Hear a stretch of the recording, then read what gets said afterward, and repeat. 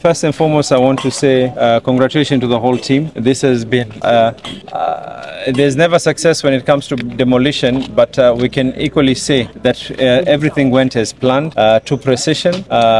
Pahali ambapo kwamba nyumba ilikuwa ianguke imeanguka hapo hapo.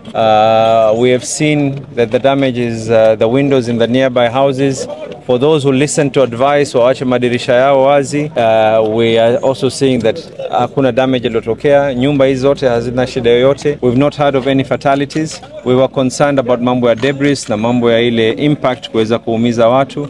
I'm truly, yani kama kuna mtu ambaye kwamba amebarikiwa, naweza kusema ya kuwa nimebarikiwa watu kuweza kusikiza mwito. Wale wachache ambao kwamba walikuwa na ukaidi, pale tulikuwa sisi ni takriban kilomita 1 na tulisikia vitu vile ilivyokuwa. Sasa ilikuwa kuna wengine ndo wakasababisha tuweze kuchelewa. Mtu nyumba jirani ameamua yeye kukaa pale, muhimu apate zile likes tu. Nyumba jirani, it would not have been ideal tungelikuwa kwa sahihi tunazungumzia mambo mengine. Ingelikuwa jambo tulikuwa tulianze kuanzia asubuhi, sahihi ni adhuhuri lakini nitaomba na waomba watu wote wawe na subira. Tutawapatia green light muda wa takriban saa 1, ikizidi sana masaa 2 kila mmoja aweze kurejea zake majumbani. It is protocol, lazima waangalie na assess situation ya kwa kila kitu kiko safe and sound. Congratulations to the army for the job that you have been able to do. The coordination that we have had together has been immense. The chiefs through the national government, the coordination ya wale ambao kwamba ni wazee wa mitaa, the county employees, you have truly made me proud. I'm honored to be called your governor. You have made me who I am. You have made this operation a huge success. The Red Cross and all the others from the private sector.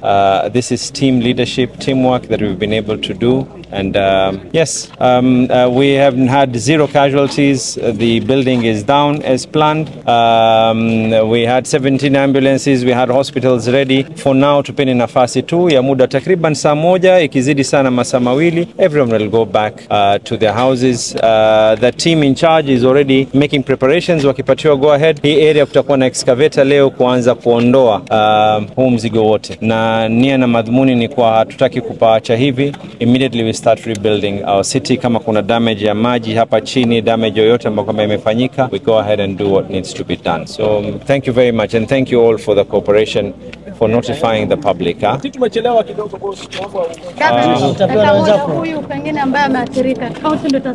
Actually, even if you look at it, ile alipoweza kuathirika huyu ni madirisha, lakini ule mwingine ameathirika.